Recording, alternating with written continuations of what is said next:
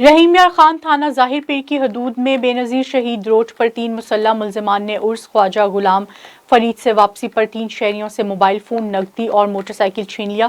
شہریوں کی مزاحمت پر ایک ڈاکو ساتھیوں کی فائرنگ سے زخمی ہو گیا۔ ملزمان اپنے زخمی ساتھی کو چھوڑ کر قریبی فصلات میں فرار۔ پولیس نے علاقے کا محاصرہ کر لیا۔ زخمی ڈاکو گرفتار، اسلحہ ناجائز پسٹل برآمد۔ زخمی ملزم کا نام صدام بھٹی معلوم ہوا۔